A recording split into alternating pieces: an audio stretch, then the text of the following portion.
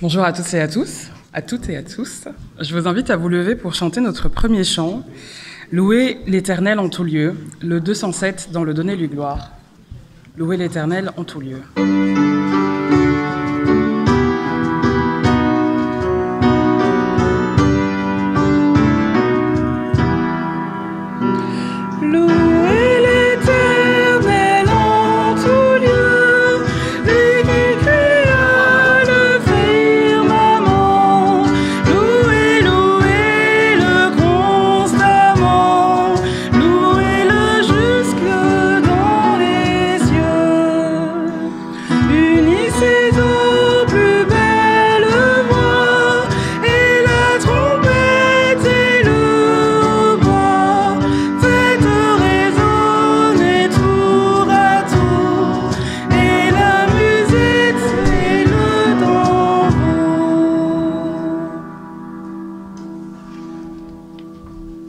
Prions ensemble.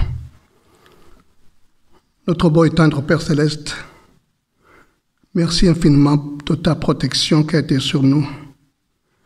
Merci pour ta bonté, merci pour ton amour, merci pour ton pardon.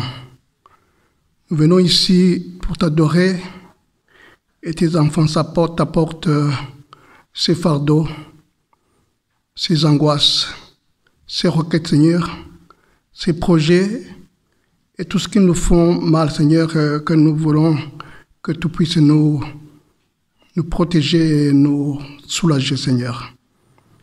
Aujourd'hui, nous avons un prédicateur que tu as choisi, Seigneur. Nous voulons que tu puisses l'aider à parler et que le message qu'il va nous enseigner nous soit bénéfique et que nous soyons tous édifiés. Nous voulons, Seigneur, intercéder pour ceux qui ne sont pas ici, les malades, les personnes âgées, et Seigneur, ceux qui souffrent de toute manière, que tu puisses être avec eux, et que ton Saint-Esprit puisse partager la parole que nous allons écouter aujourd'hui. Nous voulons prier aujourd'hui pour notre pays, afin que tu les guides, et tous les dirigeants, Seigneur, que tu guides chaque décision qu'ils font pour ta gloire. Et nous voulons que, Seigneur, tu puisses être avec nous dans de ces journées, que tu guides tous les programmes qui vont se dérouler aujourd'hui. C'est au nom de Jésus que je prie. Amen.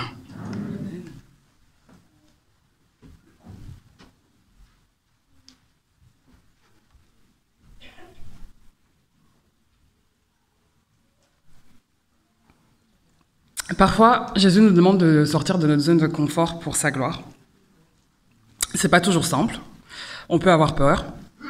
Josué lui-même, il a eu peur, il a connu des moments d'hésitation. Mais comme nous allons chanter avec Toi, lève-toi, Dieu nous appelle à sortir de nos hésitations pour marcher dans sa lumière. Chantons ensemble le 386, Toi, lève-toi.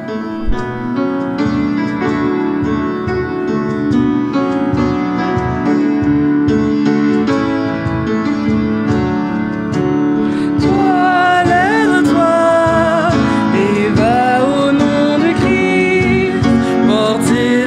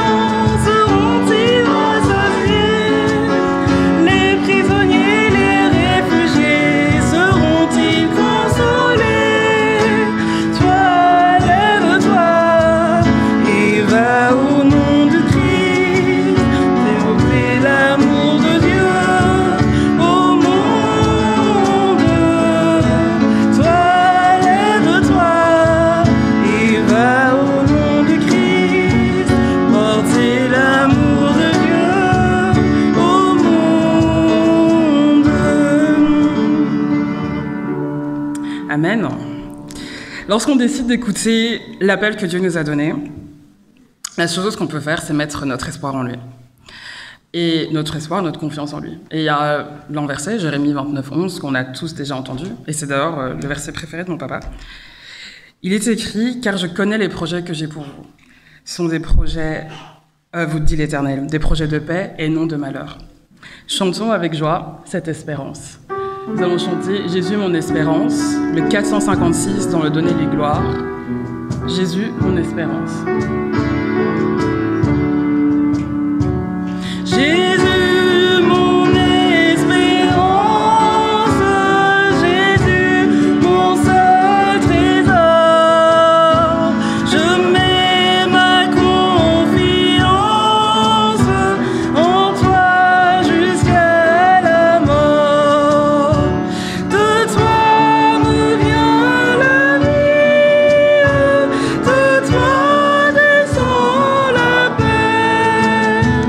En toi, joie infinie, je vis pour jamais. Rends-moi toujours fidèle, aimant tes saintes lois. Jésus, divin modèle, inspire et conduis-moi. Jamais tu ne condamnes ce qui serait trop lourd. Toujours quand tu demandes, ta main donne en retour. Je veux dans ta lumière marcher le cœur joyeux, montant de la poussière vers toi dans les hauts cieux. C'est là qu'est ma patrie, pays de mes souhaits. C'est là ma bourgeoisie, Jésus dans ton palais. Face à l'inconnu, quand on est un peu perdu, la seule réponse que Dieu nous donne, elle est assez simple. C'est ne crains rien, ne crains point, je suis avec toi. C'est ce que nous allons chanter dans le 463, dans le Donner lui gloire, ne crains point.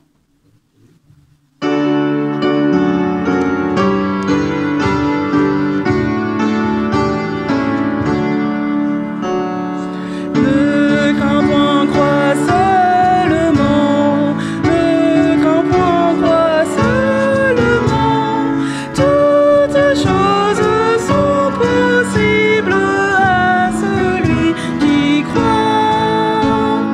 Regarde à ton Sauveur, il est toujours vainqueur.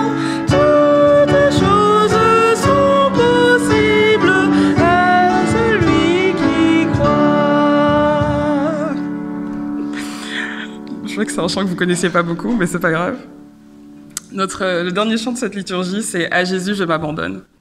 Après avoir choisi toutes nos craintes, tout ce qu'il nous reste à faire, c'est abandonner et tout mettre aux pieds de Jésus. Parce que c'est lui qui nous guide. Je vous invite à chanter et à vous aussi abandonner chacun de vos soucis dans ses mains, en chantant le 505 dans le Donner lui gloire, « À Jésus, je m'abandonne ».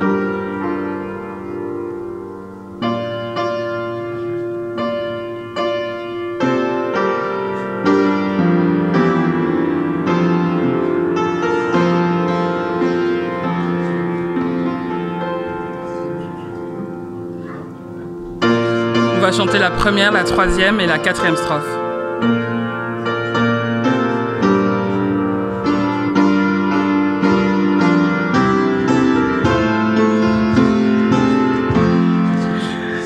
À Jésus, je m'abandonne, ce qu'il me dit, je le crois, et je prends ce qu'il me donne, la couronne avec la croix. Comptez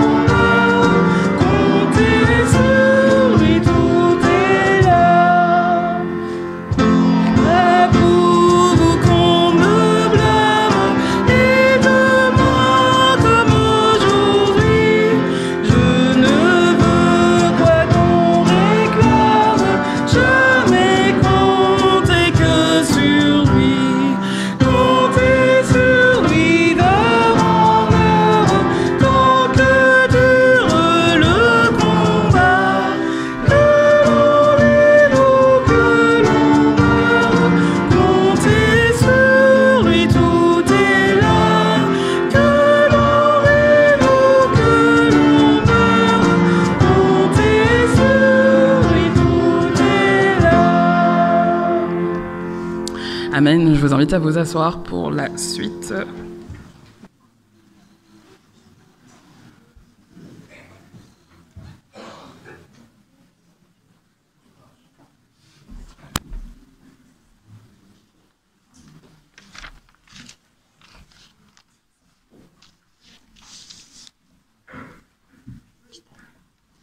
La lecture de ce matin se trouve l'Épître aux Romains, chapitre 12, versets 12 à 13.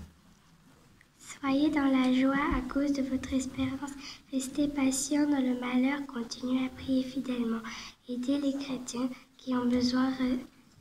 Recevez bien ce que vient chez vous. Amen.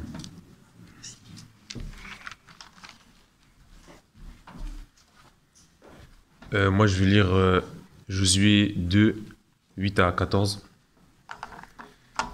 Pendant ce temps, Rahab monte sur la terrasse de sa maison. Les deux hommes ne dorment pas encore. Elle leur dit, « Je sais que le Seigneur vous a donné ce pays. Nous avons tellement peur que tous les habitants sont découragés à cause de vous. En effet, nous avons appris ceci. Le Seigneur a séché la mer des roseaux devant vous quand vous êtes sortis d'Égypte. Ensuite, vous avez tué Sihon et Og, les deux rois amorites qui vivaient à l'est du Jourdain, et vous avez détruit tout ce qu'ils possédaient. En entendant ces nouvelles, nous avons été complètement découragés. Personne ne se sent capable de vous résister, car le Seigneur, votre Dieu, est Dieu là-haut dans les cieux et ici-bas sur la terre. J'ai agi avec bonté envers vous, alors jurez-moi par le Seigneur que vous aussi, vous agirez avec bonté envers ma famille. Donnez-moi une preuve que cela est sûr en promettant ceci. Vous laisserez vivre mon père, ma mère, mes frères et mes sœurs, et tous ceux de leur famille. Vous ne permettrez pas que nous soyons tués. Les deux Israélites lui répondent, nous le jurons sur notre vie, mais tu ne dois rien raconter de notre visite. Quand le Seigneur nous donnera ce pays, nous serons bons pour toi et nous tiendrons notre promesse.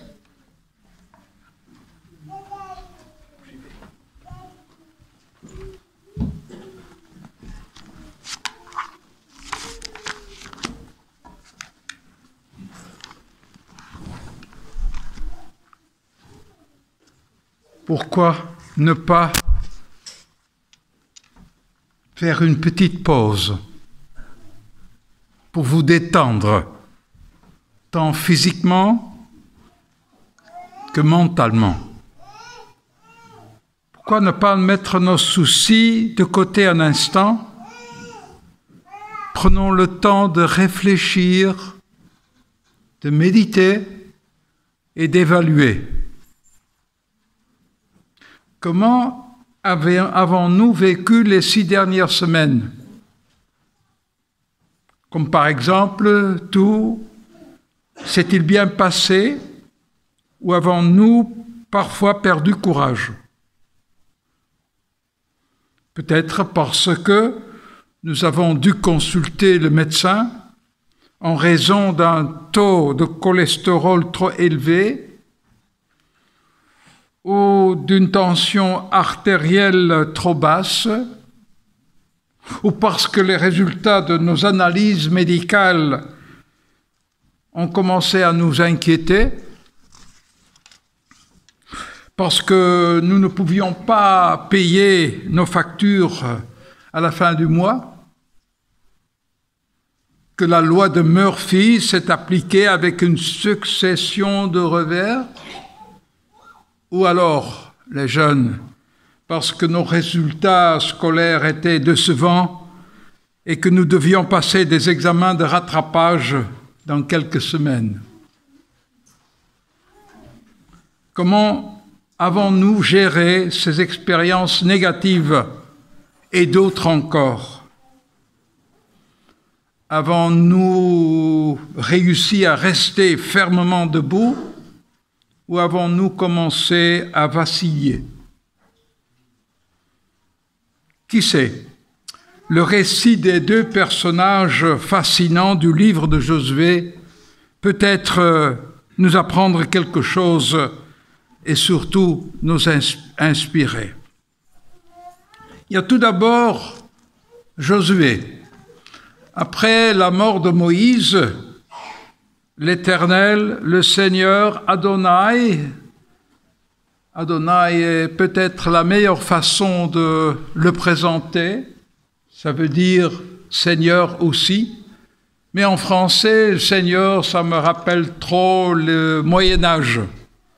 Alors qu'Adonai est beaucoup plus proche de ce qu'il y avait l'habitude de l'exprimer. Alors, après la mort de Moïse, Adonai confie à Josué une mission de grande importance. Mais il l'encourage également avec des paroles très fortes. Josué n'a absolument pas à s'inquiéter. En effet, Adonai avait dit à Moïse qu'après avoir traversé le Jourdain, Josué et le peuple s'empareraient de tout le pays. Personne ne pourra les arrêter, car Adonai a déjà donné le pays à Israël. Il l'a déjà donné. Et alors, Dieu ne lui donne pas des instructions militaires ou stratégiques, il lui dit simplement « Sois fort et courageux ». Moïse l'avait déjà dit 2 fois à Josué. Et maintenant, Adonai le répète encore 3 fois. Donc, Josué doit être fort physiquement et courageux mentalement et déterminé, car il s'attend à rencontrer l'opposition des habitants du pays. Mais Adonai attend davantage de Josué. Il doit agir conformément à toute la Torah, l'enseignement de Dieu. Et Dieu ne cesse de le répéter. Josué ne doit pas s'en écarter d'un pouce. Et la Torah ne doit pas quitter sa bouche. Il doit en quelque sorte méditer ou murmurer la Torah jour et nuit comme le ferait un rabbin. Il doit réfléchir profondément, lire et réciter doucement pour comprendre la Torah et se l'approprier. Donc cette conquête du pays doit être guidée par la Torah. Et ce sera un succès total, car Dieu conclut ainsi « Ne tremble pas, ne te laisse pas abattre, car avec toi sera Adonai ton Dieu, partout où tu iras. » Dans la plupart des traductions de la Bible, on lit « L'Éternel sera avec toi ». L'Éternel sera avec toi. Mais le texte en hébreu dit « Car avec toi sera l'Éternel ». L'accent est donc mis sur « avec toi », ce qui a un impact très différent sur Josué. Il sait alors qu'il peut absolument compter sur le fait que où il se trouve, Adonai sera à ses côtés. Pourquoi le Seigneur a-t-il jugé nécessaire de le formuler ainsi? Alors que Josué n'est pas n'importe qui. Les récits bibliques nous apprennent qu'il se révélait être le brillant successeur de Moïse, chef, prophète, modèle, médiateur empathique, serviteur d'Adonai et fidèle à la Torah. On peut dire sans exagération que Moïse vit à travers Josué. N'avait-il pas vaincu les Amalécites dans le désert? N'était-il pas monté avec Moïse sur la montagne, le mont Sinaï? Il avait également été autorisé à entrer avec Moïse dans la tente de Dieu. De plus, C'était lui-même qui avait exploré le pays et sa population avec 11 espions. Et avec Caleb, il était convaincu qu'Adonai était avec le peuple. La conquête du pays ne poserait aucun problème. Et pourtant, Josué hésite. Il ne se lance pas immédiatement dans l'invasion. À la vue de la ville de Jéricho, il se montre incertain, extrêmement prudent. C'est pourquoi il envoie secrètement 2 espions explorer le pays et la ville. Et ce n'est qu'après avoir reçu leur rapport garantissant un succès absolu qu'il lance l'opération militaire. Ainsi, il rappelle quelque peu Moïse qui s'était également rendu chez le Pharaon avec hésitation et réticence. Maintenant, le deuxième personnage dans ce livre, dans ce chapitre 2, c'est Rahab. La manière dont le narrateur parle de Rahab, la prostituée dans la maison de laquelle les espions de Josué passent la nuit, contraste fort avec celle du chef israélite. Alors qu'elle avait déjà caché les 2 éclaireurs israélites sur son toit, sous des tiges de lin, elle répond aux soldats qui viennent frapper à sa porte par oui. Elle confirme leur visite. Par non, elle dit qu'elle ne sait pas d'où ils viennent. Par oui, elle affirme qu'elle sait qu'ils sont déjà partis. Par non, elle dit qu'elle ne sait pas où ils sont allés. Et par vite, vite, vite, elle incite les soldats à poursuivre les 2 Israélites hors de la ville. Résultat, les soldats tombent dans le piège tendu par Rahab, la prostituée, qui leur est hostile. Ensuite, elle monte sur le toit et parle aux 2 Israélites. Elle prononce alors un plaidoyer impressionnant et leur fait prêter serment. Elle dit d'abord « Je sais qu'Adonai vous a déjà donné notre pays. » Elle utilise là le nom de Dieu d'Israël avec le tétragramme, comme vous le savez, GHWH. Je sais qu'Adonai vous a déjà donné notre pays. Et je sais aussi que nous avons tous très peur de vous. Et cela, dit-elle, parce que nous avons entendu dire qu'Adonai vous avait sortir d'Égypte et fait traverser les eaux de la mer Rouge. Et aussi parce que vous avez détruit les 2 rois puissants des Amoréens. C'est pourquoi nous sommes terrifiés.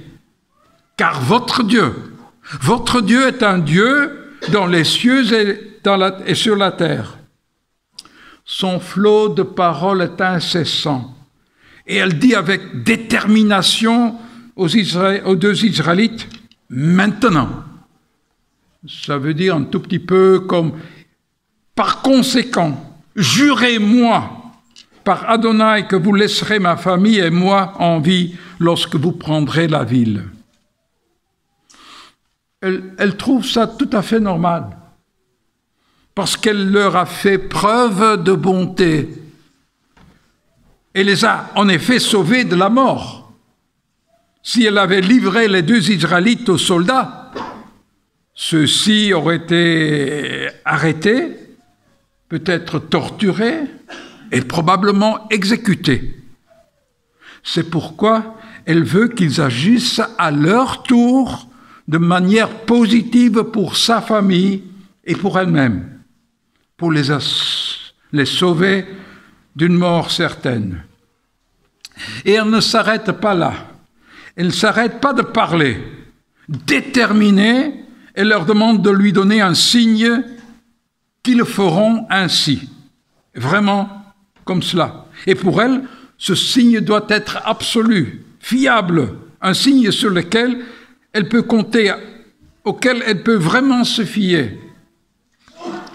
Les deux hommes sont tellement impressionnés qu'ils lui promettent immédiatement de garantir leur propre vie, à condition qu'elle garde secrète leur présence à Jéricho. Les deux espions jurent qu'une fois qu'Adonai aura donné le pays aux Israélites, ils seront bons et loyaux envers Rahab. Ils promettent ainsi de la traiter, elle et sa famille, avec bonté et fidélité. Ils respecteront leurs engagements. Mais les deux hommes anticipent déjà. Au moment de l'attaque de la ville, ils ne veulent pas de malentendus. Rahab doit, avant avoir toute sa famille chez elle, et tout le monde doit absolument rester à l'intérieur. Et elle doit également attacher un cordon rouge écarlate à la fenêtre de sa maison, dans la muraille de la ville. Son plan réussit. Après 3 jours passés dans la montagne, ils reviennent auprès de Josué et lui racontent leur expérience. Immédiatement après, Josué se prépare à traverser le Jourdain. Adonai donne des instructions à Josué sur la manière de prendre la ville. Il suit ces directives et les murs de Jéricho s'écroulent. Mais comment? C'est pas tellement une attaque, c'est une procession religieuse autour de la ville. Une fois le premier jour, une fois le second jour, une fois le 3e jour, et ainsi de suite, et le 7e jour, 7 fois.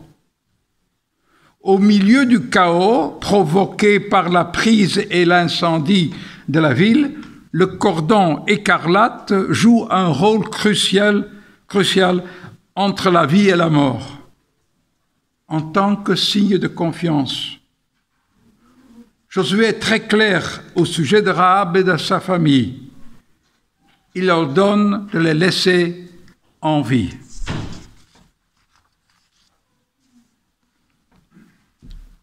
Quelle histoire passionnante qui donne matière à réflexion. Josué, il veut explorer le pays et la ville de Jéricho alors que Dieu les lui a déjà donnés. Alors que Dieu condamne tous les habitants de Jéricho, Josué fait une exception pour la prostituée, les membres de sa famille. Il le fait parce que ces 2 espions lui ont promis de répondre à ses actions et ses paroles par la bonté et la loyauté. Mais question, est-ce que Josué peut-il ainsi passer outre la décision de Dieu d'exterminer tout le monde? L'empathie de Josué semble primer sur les instructions, sur la Torah. Parce que cette Torah, dont il ne peut s'écarter d'un pouce, dit qu'il faut exterminer tous ceux qui font du mal. Que nous apprend cela sur l'emphase que nous mettons sur la primauté de nos enseignements, de nos doctrines, de nos convictions ecclésiastiques dans notre Église mondiale? L'empathie devrait l'emporter sur toute autre chose, l'empathie pour des personnes qui sont là, ouverts pour Dieu, pour son amour, pour sa grâce. Dieu dit à Josué, avec toi sera Adonai ton Dieu, ce qui devrait être déterminant, mais Josué, le chef désigné par Dieu, ne semble pas être l'homme fort et déterminé qu'il a toujours été aux côtés de Moïse. Cela nous apprend qu'il y a des moments dans la vie où tout ne semble pas aller de soi. Rahab, réfléchissons un peu, une étrangère, une marginale, vivant à Jéricho, une prostituée. Elle appartient à l'ennemi, que l'on doit exterminer. Et pourtant, elle est sauvée. Plus tard, elle sera même autorisée à faire partie du peuple de Dieu. Cette Rahab, elle parle avec conviction de la véritable nature du Dieu d'Israël. Elle risque même sa vie pour celle des autres. Sur le champ pour les éclaireurs de l'ennemi, puis d'abord pour toute sa famille, et enfin seulement pour elle-même quand on lit le texte d'une manière très précise. C'est intéressant que ce n'est pas sa profession de foi selon laquelle le Dieu d'Israël est le Dieu du ciel et de la terre qui a convaincu Josué. Ce n'est pas sa conviction intellectuelle, ce n'est pas sa doctrine, mais sa bonté en cachant les éclaireurs de l'ennemi. C'est pourquoi elle peut plus tard faire partie du peuple d'Israël. Rahab était profondément impressionnée par le Dieu du ciel et de la terre, mais elle n'était pas une convertie.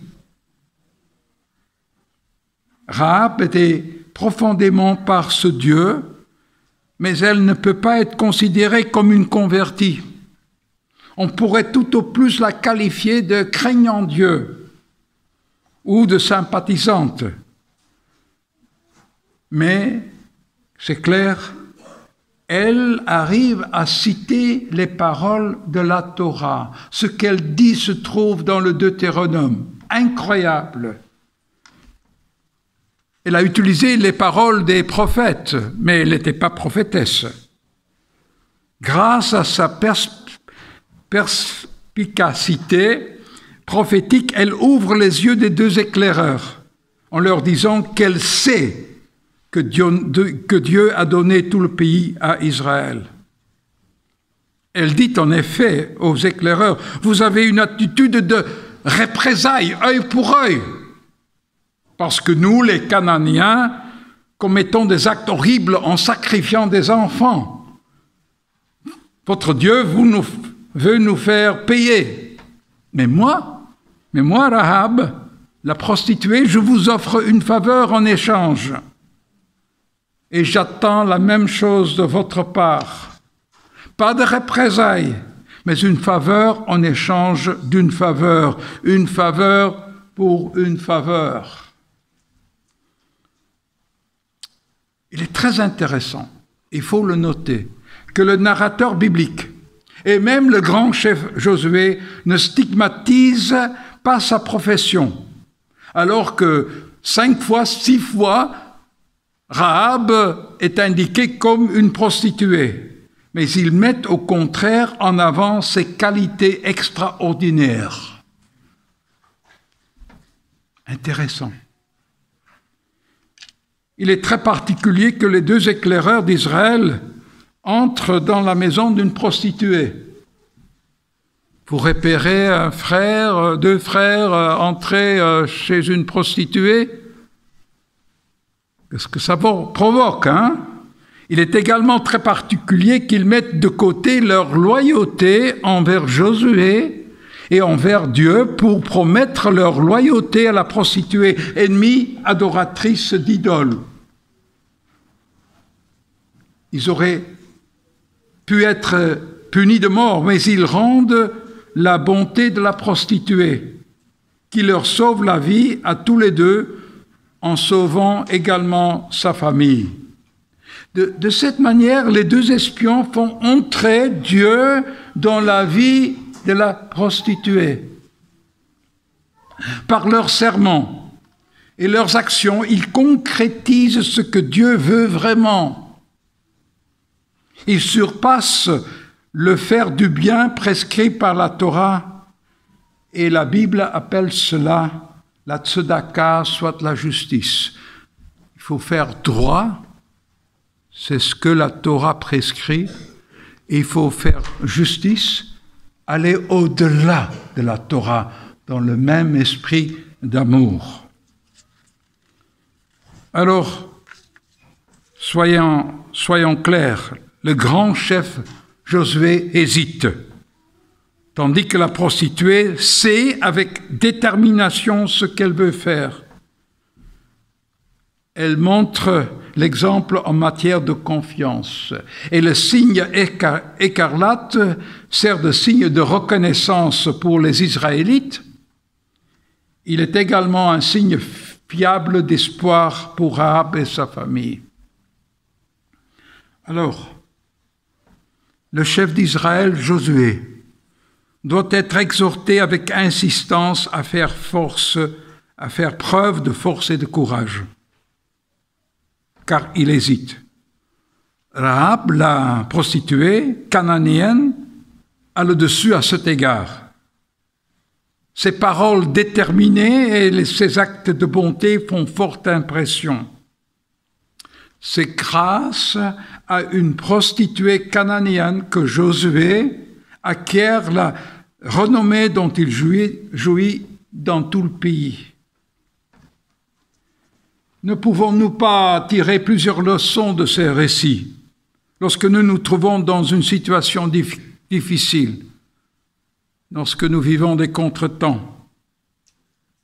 Que se passerait-il si nous étions très modestes dans nos jugements et nos opinions sur les personnes différentes de nous? Pourquoi ne donnerions-nous pas la priorité absolue à notre empathie, à notre compassion pour les personnes que nous rencontrons, plutôt qu'à nos convictions religieuses, ecclésiastiques et doctrinales? Ça fait penser. D'abord, notre empathie. D'abord, notre compassion. Avant toute notre conviction intellectuelle ou émotionnelle. D'abord, empathie. D'abord, compassion. Pourquoi ne choisirons-nous pas de toujours mettre l'être humain au centre de nos préoccupations et de rendre ainsi présent le Seigneur Dieu lorsque nous traitons avec la femme ou l'homme en question? Quand nous faisons du bien envers quelqu'un, on rend Dieu présent dans leur vie. Ça fait réfléchir. Agir avec bonté, agir avec fidélité rend Dieu présent parmi nous. Ne serait-il pas bon de reprogrammer à la lumière de la parole de Dieu nos préjugés à l'égard de tous les êtres humains, qui peuvent parfois être partiaux, petits bourgeois, voire mesquins? Reprogrammer, revoir nos convictions, revoir nos habitudes dans nos relations avec autrui. Puis donner enfin à ces personnes, quelle qu'elle soit, une place ici parmi nous, dans notre Église, dans votre Église. D'un point de vue moral, nous sommes parfois loin d'être à la hauteur. Même un grand personnage comme Josué dut s'incliner devant Rahab, une femme marginale. Alors, chers amis, que diriez-vous de réfléchir à ce que le Seigneur attend de nos paroles et de nos actes au milieu des situations difficiles? Ce n'est pas toujours facile et parfois extrêmement difficile. Mais il est surtout important de se rappeler que Dieu nous dit « avec toi ». Oui, avec toi. Et avec toi, je suis là où que tu ailles. Et quoi qu'il arrive, avec toi je serai. Pourquoi ne pas garder cette promesse dans nos pensées et nos cœurs et de les chérir? Et ensuite, faire le pas suivant de tout notre être, en ayant la certitude inébranlable que nous y parviendrons, comme Dieu le dit à Gédéon. Va avec la force que tu as en toi. Va avec la force que tu possèdes. Pas regarder d'un œil inférieur à vous-même. On a une potentialité énorme en nous parce que Dieu nous a créés en son image. Va avec la force que tu as en toi. Ou pour reprendre les mots de Paul, les paroles de Paul, je puis tout par celui qui me fortifie. Alors, finalement, n'hésitons pas comme Josué, mais agissons et parlons avec détermination comme la prostituée Rahab. Amen. Amen.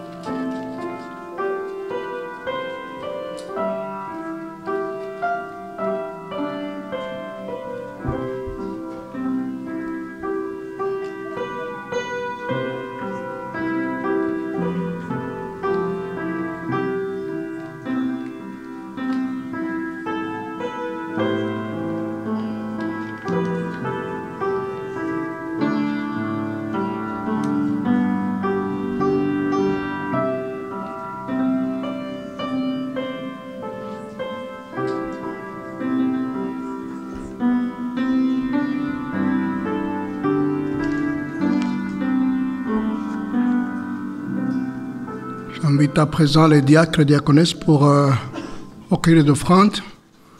Aujourd'hui, nous offrons pour le fond de l'Église.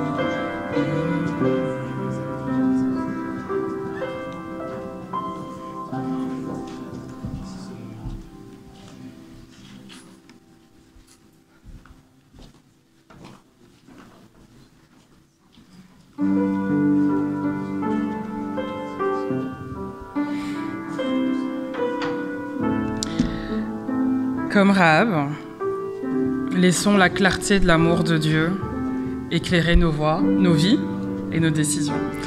Je vous invite à vous lever pour chanter tous ensemble le 328 dans le Donnez-lui gloire, Seigneur, par la clarté. Seigneur, par la clarté de ton amour, chasse l'obscurité qui nous entoure. Jésus, toi la lumière qui nous éclaire, vérité qui nous guide et qui nous libère, brille sur nous, brille sur nous, brille, oh Jésus, couvre ce pays de ta gloire, brûle Esprit Saint, embrase nos cœurs, coule en torrent de ta grâce, remplis les nations par le Seigneur, que la lumière soit. Seigneur, tu me conduis en ta présence, de la nuit dans l'éclat de ta puissance. Par ta grâce, je prends part à ta sainteté. Sonde-moi mes ténèbres, consume-les, brille sur moi, brille sur moi. Brille, oh Jésus, couvre ce pays de ta gloire, brûle Esprit Saint, embrase nos cœurs, coule en torrent de ta grâce, remplis les nations par le Seigneur, que la lumière soit. Et quand nous contemplons ta royauté, nos visages reflètent ta beauté, transformés sans cesse de gloire en gloire, que sans fin notre vie dise ton histoire, brille sur nous, brille sur nous, brille, oh Jésus, couvre ce pays de ta gloire, brûle Esprit Saint, embrase nos cœurs, coule en torrent de ta grâce, remplis les nations par le Seigneur, que ta lumière soit.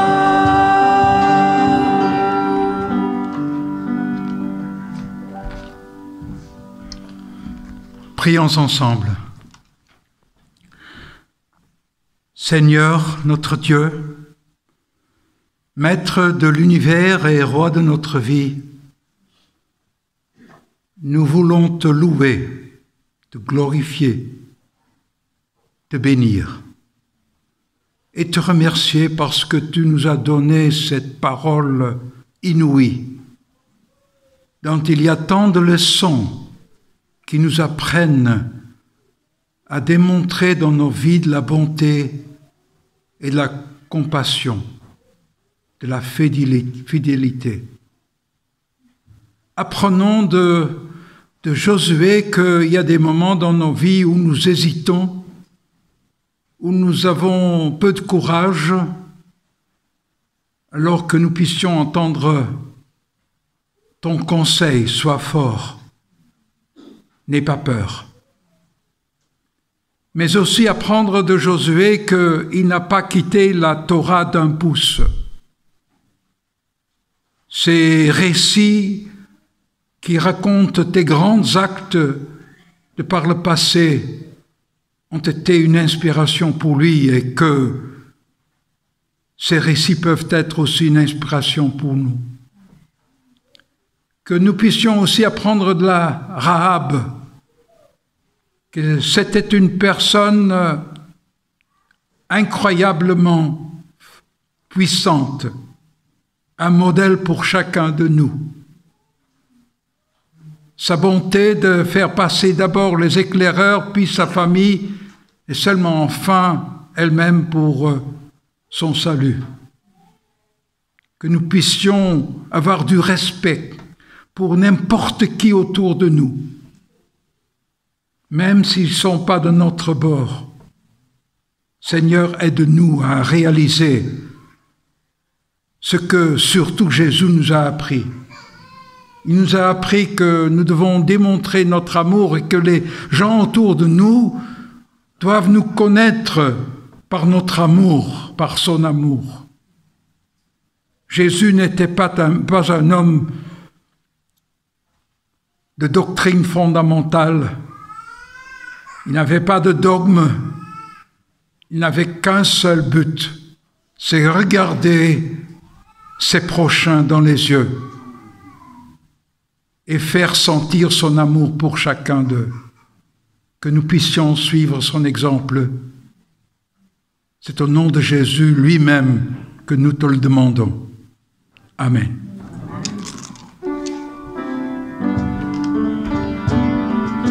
Que la paix de Dieu, le 252 dans le Donnez-lui gloire. Que la paix de Dieu reste dans vos cœurs. Que la paix de Dieu reste dans vos cœurs.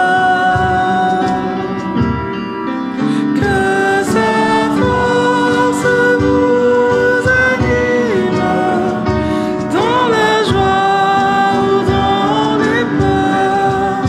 Que la paix de Dieu reste dans vos cœurs. Que l'amour de Dieu reste dans vos cœurs.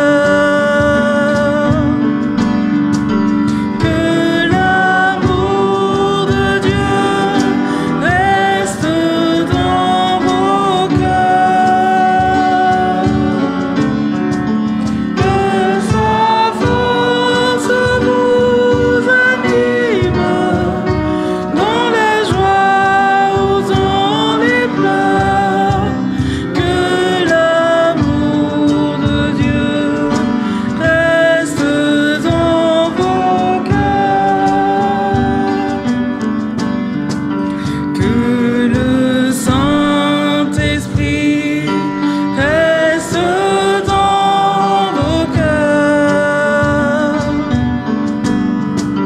Que le Saint-Esprit reste dans vos cœurs. Que sa force vous anime dans la joie ou dans les pleurs. Que le Saint-Esprit reste dans vos cœurs.